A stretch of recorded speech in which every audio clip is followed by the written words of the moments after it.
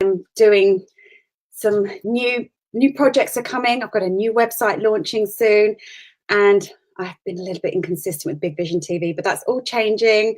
We have got some great guests lined up over the next few weeks. But firstly, let's talk about this week's guest is Tiffany Crosara. Now, she and I were in a little mastermind group together a few years ago, and I've been kind of following Tiffany over the years, watching her grow her business, and I love what she talks about, and I love her business. So I wanted to share her physically with you all today. Just talk about her business journey and what she does, because it's a little unusual. But again, this is Big Vision TV. This is all about helping you to realize your big vision. Perhaps there's some dreams that have been buried away, a business idea or a project that you want to bring to life. So my intention is that every week I'm going to have a guest who's going to help inspire you to access your big vision, either through their own journey and their story, or perhaps their business and tools that they have that can help transform your life. So without further ado, let me bring my guest on. Here we go. Hello. Hi. Thank you so much for joining me today. How are you? Thank you so much for having me here. I'm really excited to be here. Really excited. Thank you, Mel, for having me. I've had a couple of weeks break, and I've kind of I've forgotten where the buttons are and how to do this, but it's fine. As I was saying before we went live, I never script this. I literally wing it, and I just trust that we're going to have the perfect conversation, which I know we will. So, and we've joined us. Inga, Katia are here. So, hello. Thank you. Hello, Inga. Hello, Katia. Tiffany, let's go back to the beginning. Right, firstly, I haven't even told anyone what you do yet. Tell us about yourself. Yeah, well, the title, the elevator pitch, is always a difficult one with what I do. As you say, it's a little bit unusual. So it depends on who I'm speaking to, really. But generally, what I do is I help people to get to know themselves better. And I do that through working with the archetypes in the tarot. So, the T word can be a little bit, even when I worked on live TV, never scripted, but we weren't allowed to say the T word, even though it was Psychic Today. So, yeah, even though we were there with cards, we weren't allowed to say the T word. Ofcom would fine us. So my book, which is called The Transformational Truth of Tarot, they'd cover up tarot and they'd say that I was the author of The Transformational Truth of something that rhymed with marrow. But this just goes to show that tarot has a little bit of a bad rep, really. People, I think it's because people don't fully understand it. And I must admit, I know a lot more than I used to, but I don't fully understand it either. And hopefully we're going to uncover some of the truth about tarot today. Now, a lot of people who follow me and have known me for a while know that I love an oracle card deck.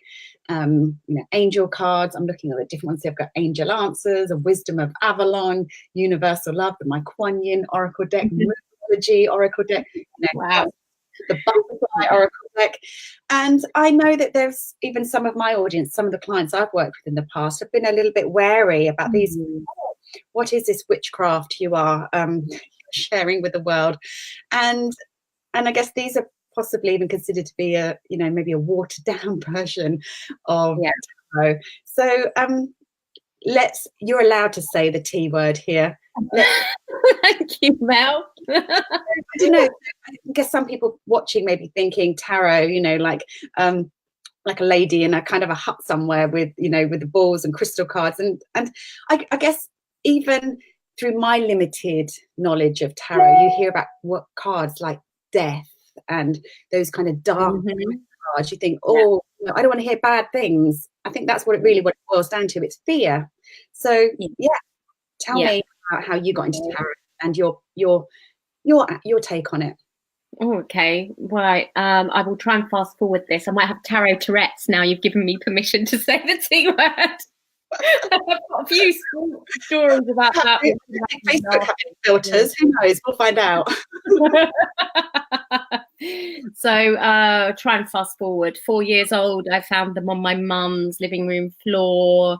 Ken and Barbie didn't really cut the mustard after that. But when I was 14, I guess I was an emo. I was having lots of problems at home and at school, and I was in a very dark place. And I did what most people do when they're in a dark place and tarot's there. They start obsessively reading, wanting it to tell you that something good is going to happen. And it doesn't, because the tarot's a mirror. Okay, that's all it is. So if you want to know, if you want to take something with you from today about what the tarot is, it's a mirror above and beyond any predictive tool or divination or anything like that. It's a mirror.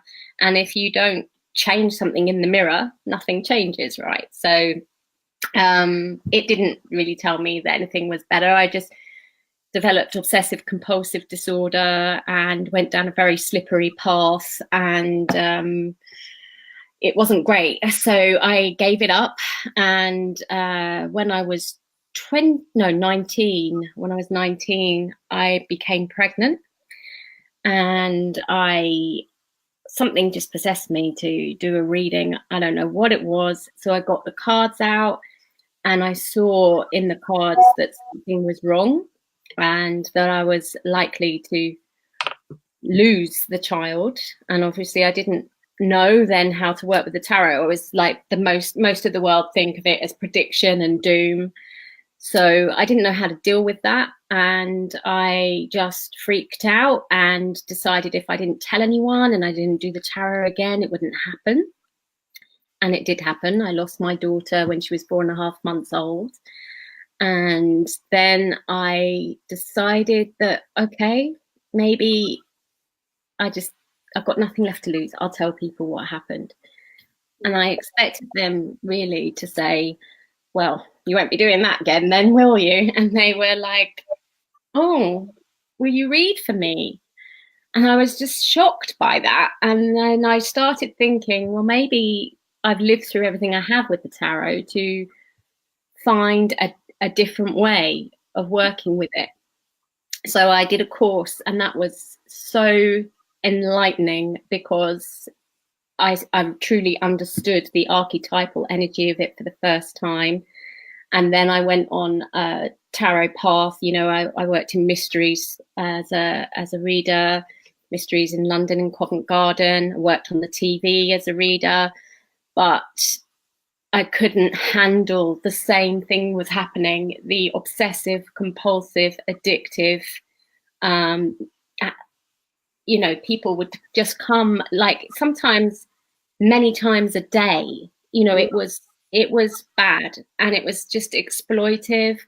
And I was just like, what the heck am I doing? This is everything that I stand against with tarot. But as tarot isn't society, you know, it's not a GCSE you take at school, and then on the fringe of society, all you're seen as is, if you're into tarot, you read it, you're a tarot reader. And I kind of had to go, you know, that's not me either. And I had to sever that and come into a place where I started to teach differently about tarot. And that's what I've been doing since I met you, actually, since 2014. Yeah. That's amazing. And so tell us how you teach tarot differently from how others may perceive it, again, because I guess before you embarked on this journey, it was like, you know, most of us perceive it to be. And then obviously you wrote the book, again, it says it all really, The Transformational Truth of Tarot. I think it is. And also, actually, I just want to share something kind of slightly random, but again, perhaps this might help me to encourage myself to explore things a bit more. Now, sadly, my dad's got dementia, so he's still with us, and he's happy, and he's, you know, all's well. But I was just kind of helping clear up his loft, his man cave, which he spent a lot of time up there. And I was there last year, and my dad kind of, even people who might be watching this, maybe friends of mine who knew him, would never have thought he was kind of into this kind of stuff. But when we got up in the loft, I'll show you one of these things is here, because I took this away with me. I found a crystal ball and tarot cards. I mean, honestly, this is, oh my God, what's Dad doing with this stuff up in the loft? And he was really some kind of interest in it. I wish I could have the kind of clarity with him now to find out what that was about. So anyway, sorry, that was a slight sidetrack, because I was literally, this was staring me in the face. It just reminded me. So I guess maybe dabble in tarot and get one perception, or they may go to one of these psychic fairs at the local pub and get a tarot reading. But how is the way you teach tarot different from how people may perceive it? I think there's two schools, really. There's the school where it's like you learn the meanings, you learn the spreads, you give readings with a predictive kind of angle. Or there's the other one, which is the psychological, archetypal. Tarot is a mirror school of thought that happens more with people that have got psychology degrees. Also lawyers. Lawyers are a bunch of closet psychics, and it's not great word of mouth, but but you know, it's amazing how actually there are quite a few left brain professions that are, you know, into the workings of the mind and needing to see in between the lines, you know, that would have them up in the loft or other places. What did your dad do when he was? He was a psychiatric nurse, so nothing like that at all. So, actually, psychology. Yeah, absolutely. Yeah, that's the other strain of it. So I've got a little chart here that kind of explains. Shall I go into that now? Is that good for you? Yes. Tell us about this. Okay, so this is the hero's journey. So I think more people understand the hero's journey than the fool's journey, but the fool's journey work, isn't it? The hero's journey. Exactly. And in the tarot, that's how the tarot differs from oracle, is that there's two decks. This is the fool's journey, which is the major arcana, and this is the minor arcana, which is basically your playing cards. So the major is more like your big whys. It's the gods, basically. These are the archetypes, your gods and your goddesses. Whereas this is more like your predictive side of it. So it's like you could see these as the puppeteers pulling the strings of the puppets, if you follow me. Right. So this is known as the fool's journey. You could see this as Frodo, if you like, on his way to Mordor, but it's actually what we all go through in life. Now, Joseph Campbell wrote a book called The Hero with the Thousand Faces, because he studied all cultures across the world and saw that there was the same hero, you know, but with 1,000 faces. It's basically the fool's journey. So this is the hero's journey and it's the fool's journey. So this is the fool or the hero or Frodo or Luke Skywalker or whoever you want to call it. And so that's card 0 in the tarot. And then it goes on to meeting the mentor, which is the magician, which is card 1. Crossing the threshold, which is what you're going to be doing in August, Mel, which is the high priestess. She crosses the threshold between the two worlds. So that's that one. And then we go into trials, failures, and helpers. And that is the empress, that's the mother, the emperor, that's the father, and the high priest, which is basically education, society. And the trials and failures part is basically the lovers, puberty, and the chariot, initiation, your driving test around that age. And then we go into growth and new skills. It's all in numerical order. This is number 8. There's your new, and there's the hermit that's growing up, maturing. And then we get to death and rebirth at the bottom there, number 10, the wheel. Sorry, there's 22. I'll go as fast as I can. And then there's Revelations here with Justice.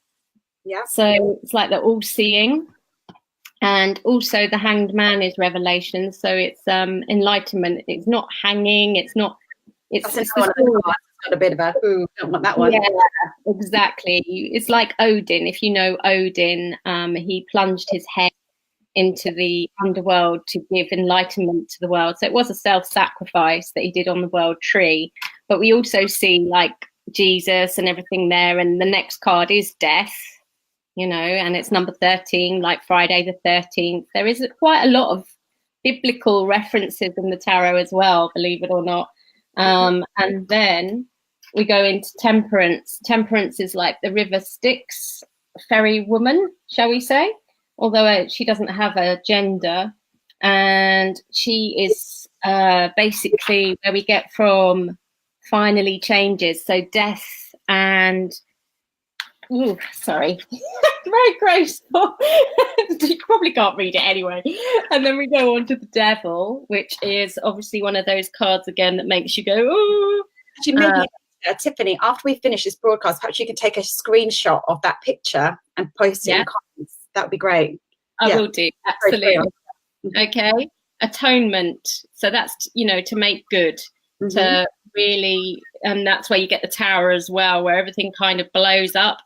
And then it's only then when you've gone through the Devil, faced your shadow side, and got the courage to like break out of the fear, that you start to get the gift, which is the Star. Okay, but that is really vulnerable. She's naked, right? So it puts you into the moon, which is the dark night of the soul. And so getting gift it takes work, right? But after the moon goes down, the sun comes up here. And so what you have then is your path. Your sun is your path. It's like when you were born, your sun sign, what you're born to do. And then big vision. And then we go to returned, changed, judgment card, and the world. There's Frodo putting the ring in Mordor, you know? Bing. So it totally fits. It's fantastic. I love it. And now I want to read it. So it's a case of, shuffling a card and pulling one out, is it, like you do with an angel card, or is it? So the only way that I would suggest shuffling and pulling a card is, I mean, if you've got oracle cards there, you can even do it with your oracle cards, this exercise that I'm going to do. So like I said, the oracles can be any number. They don't have two decks. Tarot has two decks. That's the difference between tarot and oracle. But if you did a reading with tarot or you did a reading with oracle, you'd probably get the same outcome. I think you can go deeper with tarot. You can go deeper with tarot. It certainly looks that way. Yeah, absolutely.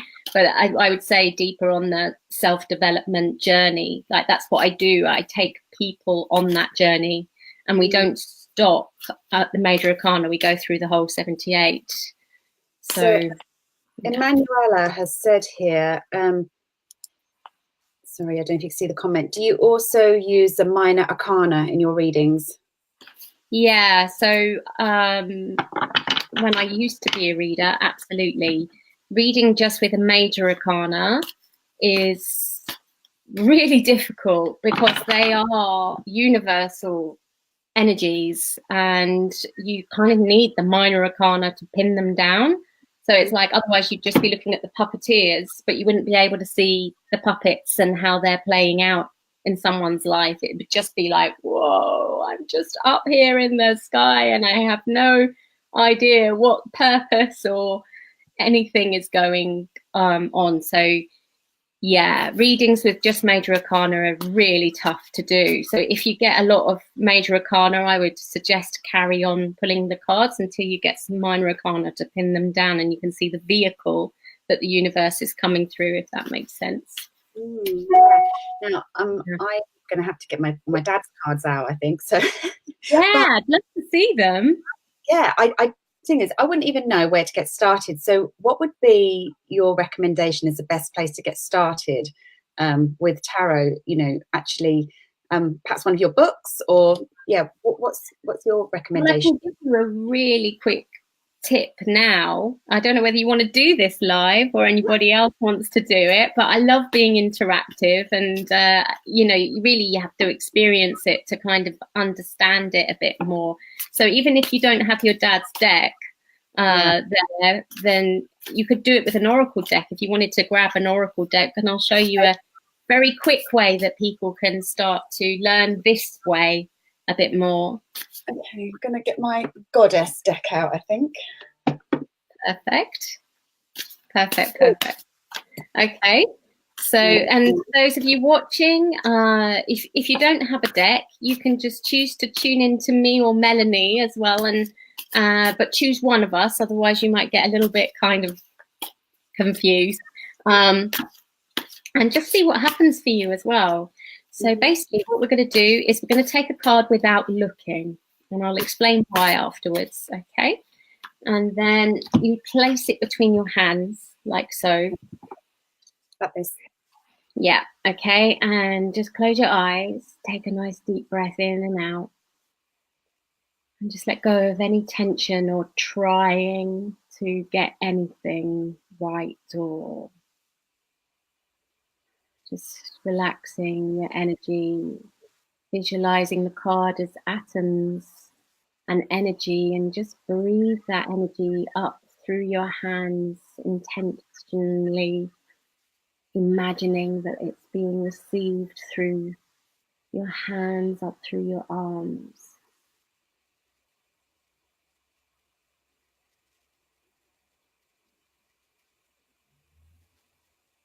Just tune into how you feel, if it's changed any of your feelings physically, mentally, or emotionally.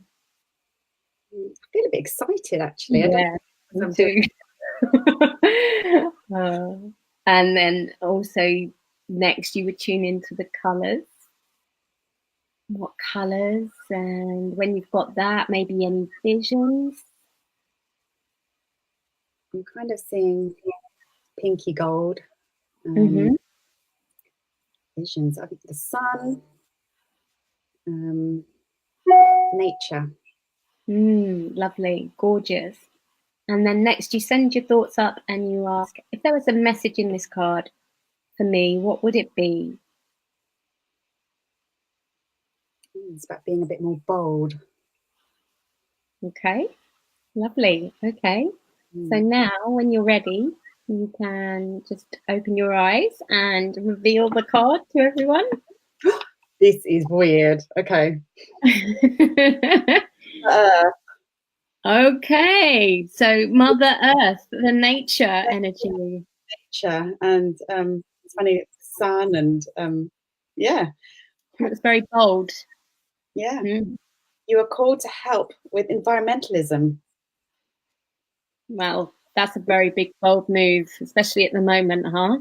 So, anybody else resonate with that image or the card? I'd love to know. So, what did you get, Tiffany?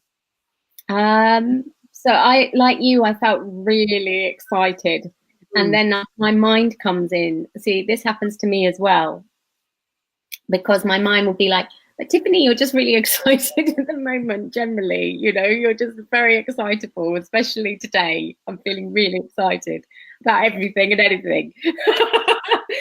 So like, I'm just like, yeah, but you're really excitable.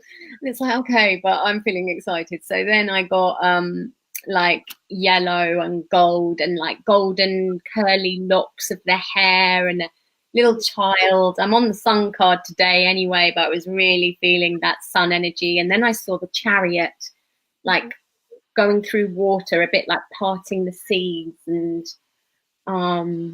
yeah, I didn't get a message because I was busy guiding you, but okay, that's interesting. Okay, because temperance here is what I believe to be the pictorial scene of St. Michael's Mount in Cornwall. Do you know St. Michael's Mount in Cornwall? I've heard of it, yeah. Okay, well, there is a thing to do with the sea there. So when the sea is low, you can walk across to the mount, because Pamela Coleman Smith, who was the artist of this deck, the Rider-Waite deck, which is the most well-known one, lived in Cornwall, and I really think that I used to live there, and I really see this scene as St. Michael's Mount, but it is like the sea has to go for you to make your way to the destination, basically. The point of doing this is that when you look at tarot or oracle cards, what happens is your conscious mind gets in the way. It blocks your higher self mind, and you start judging it. You start going, oh, this card means this, or this card means that. But if you do it this way, you block your conscious. It goes straight to your subconscious. It goes straight to the higher self, and you get the message. You can read a lot easier than when you actually use your eyes. I think it seems to be a lot more intuitive, doesn't it, tarot? Because obviously with a lot of these oracle card decks, you get like a little handy booklet as well. Yeah. The author or the author's interpretation, and it kind of, I don't know, stops you from using your own interpretation of the card. Exactly. And you do get that with tarot decks as well, but I would say throw it away, don't look at it. Another way that you can connect is literally to just take a card. You might want to work through the Fool's Journey. And so you might want to start with the Fool one day and you just live it. So basically you connect with it for the day, like you've got tarot glasses on, and you just go, where is it showing up in my life today? And you'd be amazed how it comes to life in your life. And you can also sit and write about it. And then if you must, look up the meanings, but you'll be more flabbergasted that way because you'll realize that you already had it in yourself. Otherwise, you'll think that it's always out there in those meanings that you have to learn this way, and it's not like that. Yeah. Oh my gosh, this is fascinating. I could talk about this for hours. But I'd love to kind of talk a little bit more now about, obviously then last year you started a Kickstarter campaign, didn't you? I did, yeah. I don't know, board game sounds like such a not very glamorous way of describing your product, but it's ultimately a board game. Game changer, that's what I call it. Yeah. Tell us about the story of Game Changer. Okay, so Game Changer, well, as I said, it's a bit of a unique thing that I do. So it was really hard trying to market this because people into tarot just think it's a tarot course, and it's not. It's a transformational course. It's your hero's journey, you know.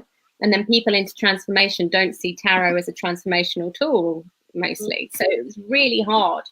And I was in Mexico, and I did a sweat lodge with a shaman, proper authentic sweat lodge with a shaman.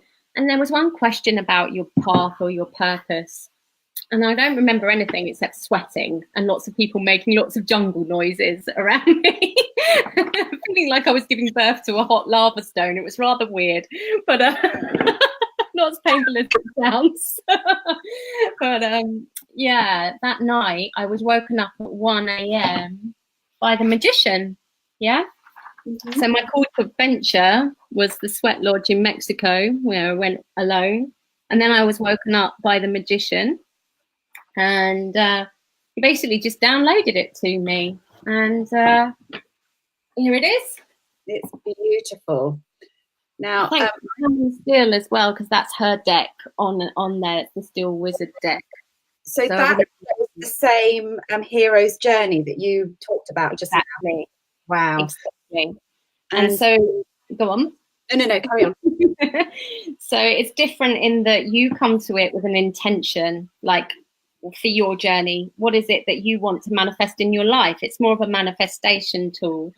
And you ask the tarot the question. No, sorry, the tarot asks you the questions. Where you land on the archetypal Fool's Journey, gods and goddesses, each one has a certain question that it asks you, and you come up with the answers. And by the end of it, your mission, you come up with an action plan to get it. Well, I heard about the journey of it because I remember seeing Tiffany's Kickstarter campaign, but then also Tiffany's got a Facebook page, I think, which, you know, I've liked, or maybe a page or group, I can't remember. I've got both, but I think you mean the group. Yeah. Yes. Tiffany plays this game live, and you can participate live. And it was a few months ago. I was just a bit of a loose end. And I saw Tiffany playing. It was inviting people to play along. So I thought, oh, okay, I'll play along.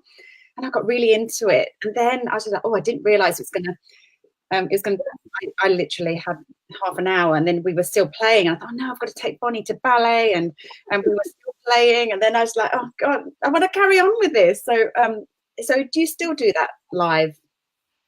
No, the only way I do that live now is in a closed program called Zero to Hero, which is this. And I just launched that. So I'm just on my first run of it. It's a 28-day program. So at the beginning, we play the game changer so that you're really clear on what you want to do, you know, what your journey is about. And then we go through day by day, the Fool, the Magician, and we do the tarot glasses. So one day we're on the Fool and we just go around and see what happens. And then we report back and what does that message have for you?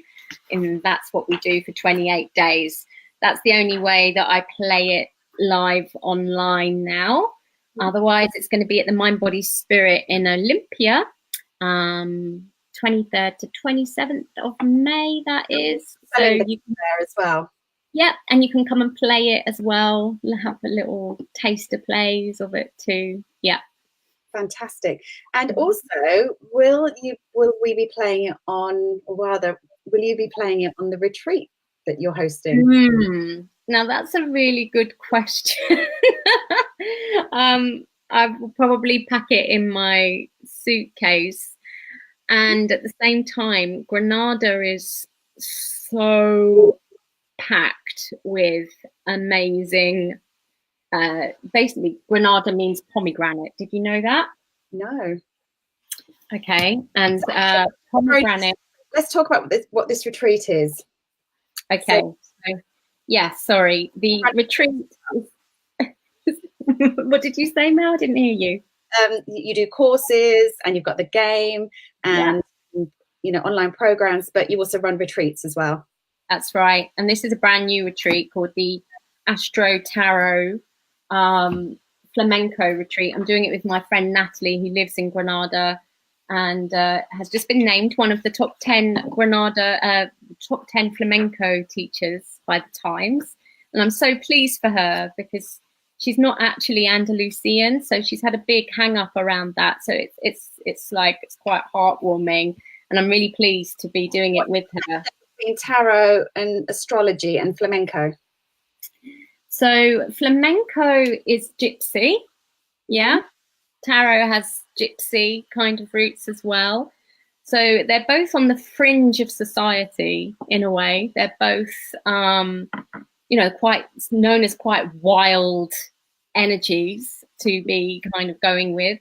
I just had a chat with Natalie this morning, and she said that there's quite a lot of feminine energy in flamenco, but people see it more as the masculine, more with the banging your heels and that attitude and the ego, which there is a lot with flamenco, but there is also this really kind of intricate, almost kind of belly dance type arm movement. Some of them are really difficult to get. So she's really passionate about activating the feminine energy, and that ties in very much with Granada itself, because if I can find the High Priestess, oh yeah, I shuffled them. Damn, I kind of I went and split the deck up, and then I went and shuffled it all. So here we go. We've got it right. Okay. So Granada means pomegranate. See this? These are pomegranates. Okay. When you cut pomegranate in half, you get the tree of life, the Kabbalistic tree of life, which is basically the model of the universe. Right. Okay. And so in Granada, you have pomegranates everywhere, as well as 8-pointed stars everywhere, because it's very Moorish. So there's a lot to do with the Islamic infinity energy of the 8-pointed stars. Pomegranates are basically the story of Persephone, who is the feminine, and she's kind of banished to the underworld because she's Mother Earth's daughter. So the card you pulled, Mother Earth, Yes. Yeah, it is the story of Demeter, the Mother Earth, who's the Empress in the tarot. You can see she's got pomegranates over her gown, right? Now, basically, this is her daughter, Persephone, who is abducted by... Oh, no. Tiffany's been abducted. Where's she gone? Oh, she's back. Hang on a minute. Oh, she's still talking. Hold on a minute. got abducted. Abducted, and then you disappeared. Yeah, I'm not surprised. Thankfully, you're back. Well, obviously, you, Mother Earth. Thank you, Mother Earth. I rescued you. You did, yeah. But I might go back down the underworld as well, because actually in the story, she had eaten a pomegranate seed, right? Yeah. And that meant that she couldn't come up the whole time. So basically it means indissoluble marriage, and it sowed her into the underworld. It's the seed of creativity, of magic, of potential, of the feminine. But it means she has to live in two worlds, the underworld and above world. So springtime now she comes above, and autumn she goes back down to the underworld. And that's why pomegranates are on the gown here. It signifies that the creativity has started to manifest and give birth out into the world. So, yeah. Who knew there was all that symbolism in a pomegranate? No, absolutely. It's incredible. Yeah. So I actually was so fascinated by this retreat that I booked myself a place on it yesterday. So excited to be there. And I think there's only, did I hear you say 2 or 3 spaces left? 3 spaces left. And Tiffany, again, as soon as it's broadcast, then post a link to the retreat. And if you want to come and hang out with Tiffany and me, obviously not going to see me, going to see Tiffany. And you. Me and Tiffany in August in Spain. I don't know why, I'm just so excited about this. It's just something a bit different. Yeah, something very different. It's not my typical yoga retreat that I've been on, but I'm I don't know, I feel that this whole kind of this goddess energy, this, I don't know, pomegranate energy. Absolutely. Granada is just, it's even got the tree of life, like, you know how New York's built in grids? Granada is like built on the tree of life. And it's just like with the Alhambra as well, the infinite 8-pointed stars. It's just, it hums with power in the goddess way. Like Sevilla, just down the road, I would say is the emperor. It's flat and it's red, but Granada is the goddess. Absolutely. So yeah, that's so excited. So yeah, so I think we can. Your website is tiffanycrosara.com. That's your website. Yeah, so you can find all the links to everything there. But either Tiffany or myself will post up the links afterwards. So yeah, this has been a really fascinating conversation, and I hope it's kind of opened up people's eyes to tarot and how to explore. So tell us a little bit about your books as well. What can we learn about tarot in your books? Okay, so the Transformational Truth of Tarot, which is, I've got like 78 cards and the hero's journeys and everything. It's like, it's exploded around me. Where's the book? There it is. Okay. This one doesn't tell you any meanings. It tells you the symbolism. So the astrology, the numerology, the symbols, kind of how to connect with it. Not the tarot-feely. That's what we did with our hands, the tarot-feely, because that came later. But how to actually go out in your day and connect and see the archetypes come alive and get the messages that way. Because it is about reading life, really. You know, it is life. Tarot means the book of life. The second book, I don't have a copy of here right now, The Transformational Truth of You, is more about the manifestation side of your big vision and how to work with the universe in a way where you're more open to receiving what it says. Because it kind of came out at the time where we were all, I think, a little bit...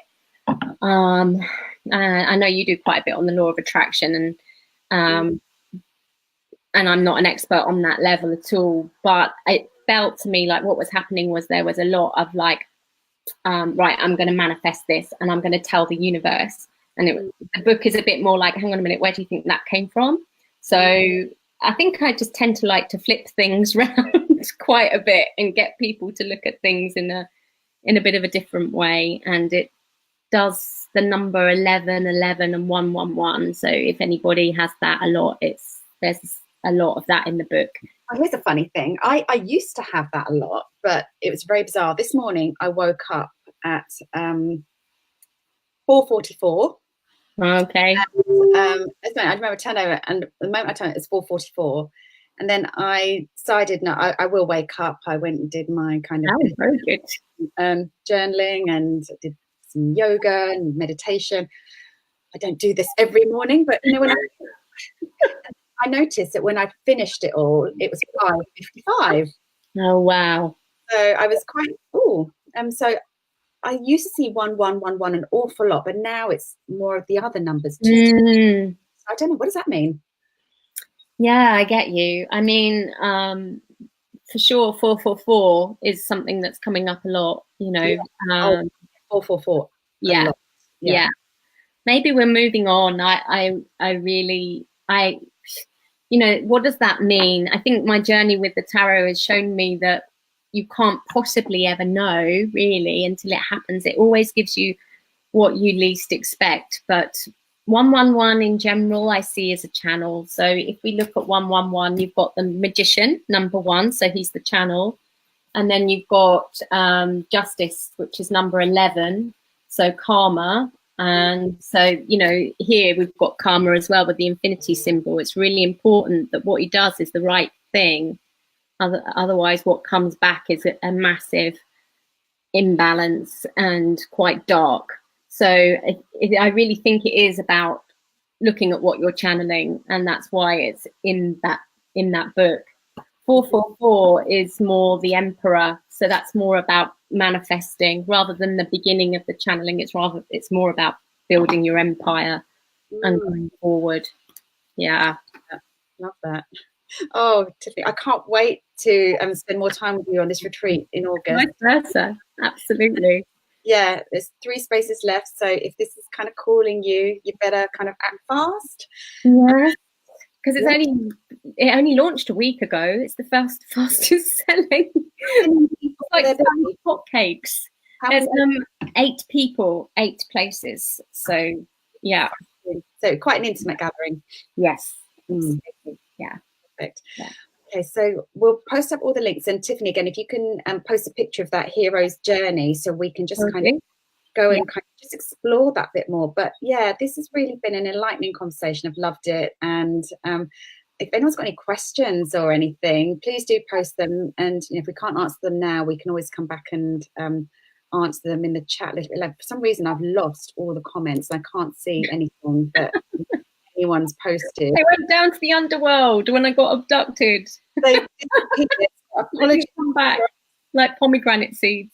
I'm really sorry if anyone has been asking questions, but yeah, we'll answer them afterwards in the comments. But yeah, thank you so much for your time, Tiffany. It's been amazing. Check out Tiffany's website and the game, and you're at Mind, Body, Spirit in Olympia in May. Yes, 23rd to the 27th. Yes, I think. Amazing. Yes, absolutely. Yeah. It is. we can find that online. Okay, so thank you everyone for joining us. Hope you've enjoyed the interactive element, and I'll see you next week on Big Vision TV. Thanks, Mel. Thanks everyone.